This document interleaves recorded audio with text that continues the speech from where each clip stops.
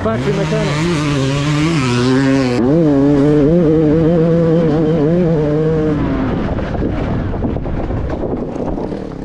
Hey, yep.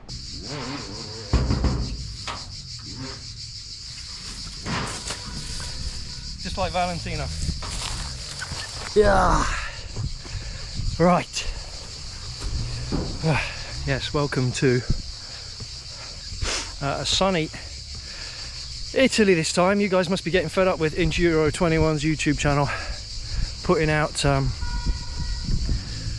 intros of me at model tests where I'm just flipping hot and red in the face. I'm so hot.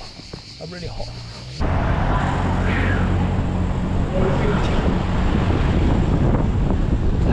I'm a big fan. There's a reason for it. It's to show you that, you know, I just jumped off bikes. It's baking hot, but every bit of information I've gathered by riding the bikes today is all in the memory bank and all fresh, so it's always the best time to give you a bit of feedback. And we're here, we're here about an hour away from Florence, so not far really in terms of where the Beta factory is. The circuit is Circuit Miravalli, you like my Italian there, which is a motocross track. Down the bottom you can see and we're here testing the RX motocross bikes, which obviously Enduro 21, I'm not a moto guy at all. You'll be able to tell that by the onboard.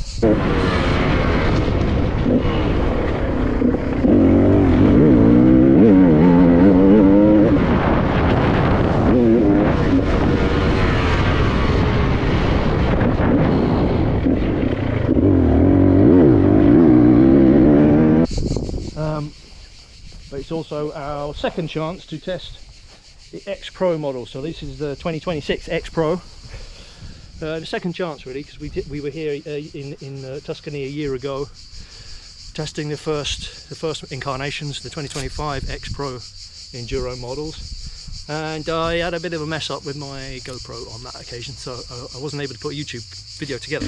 Yeah, Beta told us that they've been doing really well. The XPro model range, the new sort of lower tier model range, has been going down really well across the world with different people, because it's at a good price point.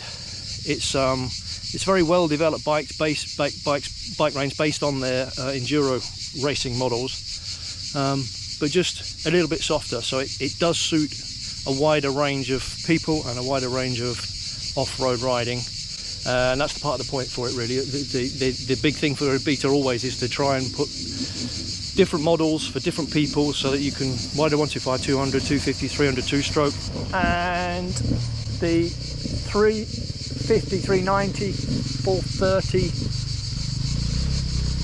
480 is it? I've forgotten the biggest the biggest four-stroke model. 8-bike enduro model range anyway, which is you know, impressive, and it really does give you something for everybody. You know, the 125s, the small capacity bikes have proved themselves at the highest level. Obviously they've got the hard enduro bikes, which previously a hard enduro sort of racing team set up. Previously that was Johnny Walker, now it's Alfredo Gomez and his team who are doing a great job on the Betas, and then obviously at World Championship Enduro level the racing models are Nathan Watson, and when Brad Freeman is finally repaired from his injuries, he's on the 300 two-stroke. But in terms of kind of the rest of us, the normal riders, the XPro model is what Beta aim this model range at. You know, they aim it at people who, you know, you want to go trail riding, you want a big four-stroke to go trail riding in somewhere in Australia or America, with lots of torquey power that you can convert into a rally bike. All these things are there with these models. They're also in 250, in my opinion, in 250 and 300 two-stroke guys. Almost out the crate bikes you could take to an Erzberg or a Romaniacs. When they first started the motocross range, those bikes were based on the enduro bikes, and then they developed them into motocross bikes. But they say now, as time goes by, the motocross riding, motocross racing is feeding back into the Enduro bike. So yeah, one of the most noticeable things you will find if you go from a 2025 XPro to a 2026 XPro is a better front brake. It's as simple as that. It's got a Nissan caliper and you've got more biting power, more feel. This is the 252 stroke, which for 2026 has had the changes really. The XPro model range hasn't changed too much. The engine on the 250 is based upon the 300. It's basically the 300. It's essentially the same engine platform, but with different, obviously different piston and cylinder and a few different characteristics in the mapping and those kinds of things. But it's got a bit more. What that's done is give it a bit more, give the 250 a little bit more torque, I would say. So the test track here has given us quite a good opportunity to do. It's quite a short little test track, but it's got quite a mixture of things, and it's really given us a really good opportunity to just do lap after lap after lap. So I think about this, think about that, think about what gear you're in, think about trying a different gear up a hill, out of a slow corner, think about how the bike's behaving on a downhill bumpy slope, this kind of thing, you know. And it's been a great opportunity to go jump from one bike to the next bike to the next bike across the whole range. And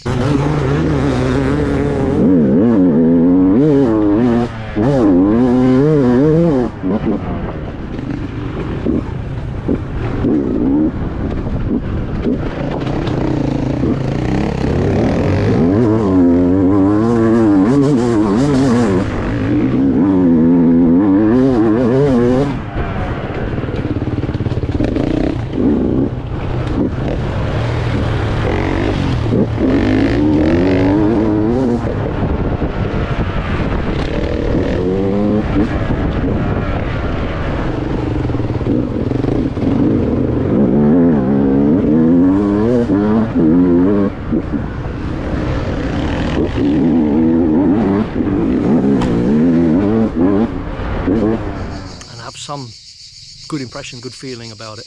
My overall feeling is the same as I've had for, I don't want to say forever, but has always been the case with the Beta model range. You notice the difference between, there is a big gap between how the 2-strokes feel and handle and how the 4-strokes feel and handle. It's about the weight and how they carry the weight, and you know, basically I think the 2-strokes feel really nice. And when you're riding a trail, when you're going down coming down a bumpy old track and there's a corner on the edge of a berm and a fence or a tape or something, and you're trying to brake and make that turn, the 2-strokes give you plenty of time to do that.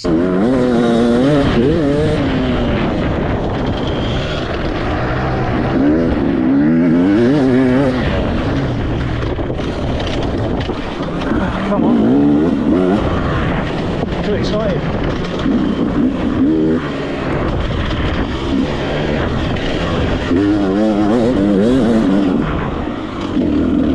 Whereas the 4-strokes are much more likely to, for me anyway, run on in that corner, and I find them harder to stop and slow down because they seem to carry a lot more weight and inertia into corners.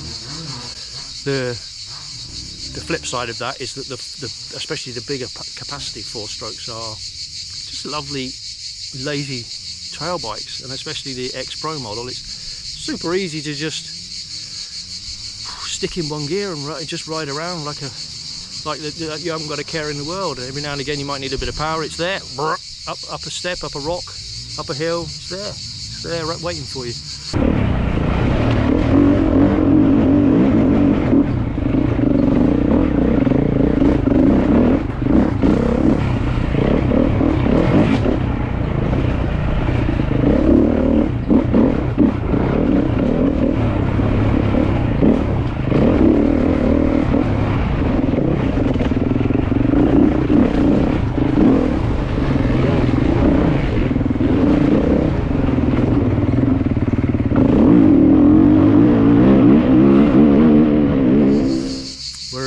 The 2-strokes obviously need a bit more input from the rider, especially the small capacity bikes, which I must admit I'm absolutely shocking on. I've never been a 125 or 200cc rider, and I'm not going to be in as I get older. I just can't get the best out of them by a million miles.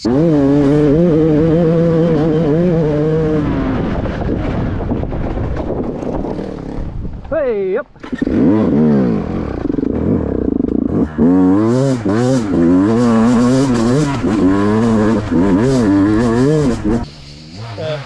did some laps on the motocross bikes, on the motocross track. I'm not a moto guy at all, but that was nice to sort of feel the difference in setup and suspension. They feel very familiar, but they stand stiffer and taller. Obviously the motocross suspension is different, whereas the XPro models are, you can feel quite a lot of difference between the big XPro 4-stroke suspension setup and the lighter 2-strokes, especially at the lower end of the capacities. They're you know, the 250, the 125, 250, 200. They're quite springy bikes, and you know, overall the suspension setup is quite soft and springy, which is nice for feel if you're going up a technical hill. That's why I say they would be good for Erzberg Romaniacs.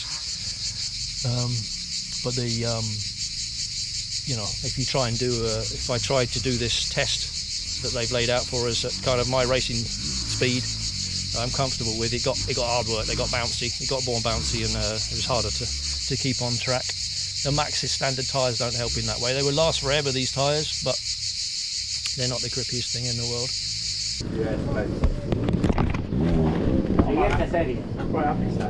Aquí se te cruza en la andadera, que sí. But yeah, coming back to the motocross bikes, the big talking point was obviously the 350 RX. So that they've been really bold and made a new 350 2-stroke with a carburetor for motocross. Porque entras por la parte derecha de la rodera. Entras por la de la izquierda. What did you go out on, Dave, on this? 350. Yeah. Yeah. Nice or not? Just pretty straight in third, JP. Right. Yeah. If that's your GoPro, so just pretty straight in third. Yeah. Third and fourth's all you need. Oh, You're touching down the second, then you're too tight on the turn. Yeah, right. But you liked it though, or not? Really liked it. Yeah. Yeah, no, real good. Like that's a serious hobby machine, and also a competitive race machine. You reckon? Yeah. The idea behind it is very simple. Same as the previous year, there was a 300 RX. They've just made it as big as they can sort of make it mechanically without going overboard, just to make a bike that's simple, torquey, easy to maintain, hasn't got all the sort of 4-stroke maintenance stuff. You know, it's a bike that will go forever. It's a bike that average guys can take on track and go stick in third gear and ride all day long, kind of thing.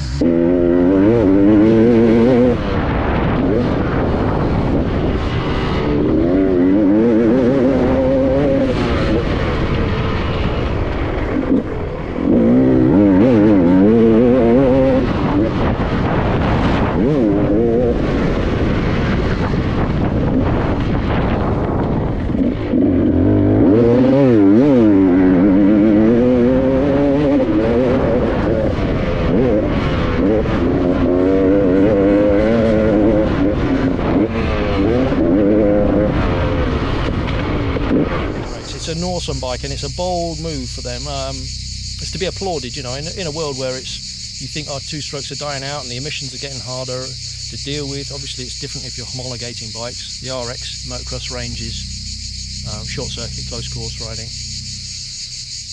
But it's a lovely bike, and I'd love to try one on an enduro course. I'm going to see if they'll let me go out on it in a bit, but they weren't too keen, if I'm perfectly honest. They were a bit, no, we want to keep the motocross here and the enduro there. Told off JP down the map. I know, yeah, no, you got to follow the rules. Yeah. But that's about it. I don't know what else to tell you, really, to be honest. It's been a good day, good test. You can definitely see the point of having the race, the still popular racing enduro range. Whereas this, you know, obviously the differences are the graphics and the colours of the plastics and so on. You still see the reason why they've got those racing bikes, and a lot of people do. You know, they are one of the biggest selling 300 2-strokes on the planet.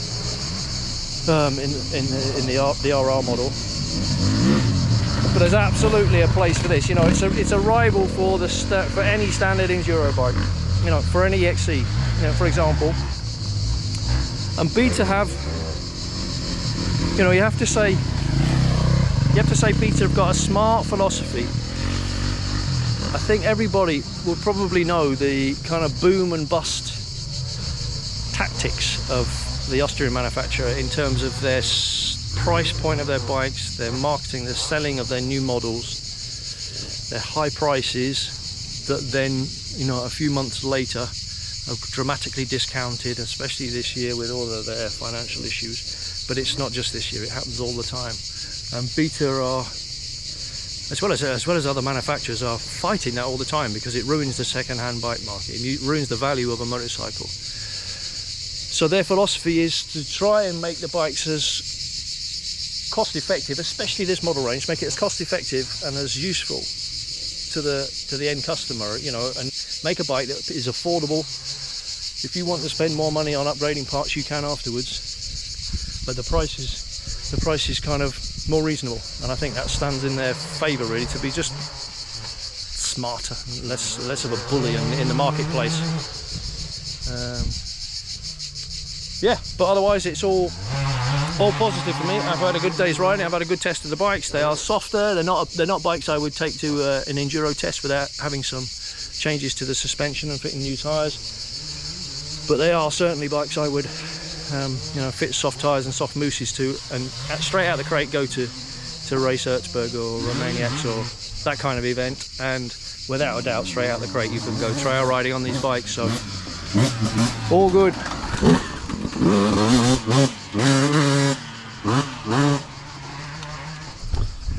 More as ever on Enduro21.com. This is just our YouTube channel. I waffle on for a bit, give you a quick review, but the details, the specs, the information is always there on Enduro21.com. So thanks for watching. Cheers.